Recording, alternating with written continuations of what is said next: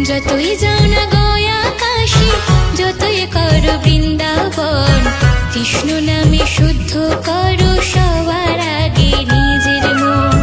যতই যাও না গয়া কাশী, যতই করো বৃন্দাবন, কৃষ্ণ নামে শুদ্ধ করো সবার আগে নিজের মন।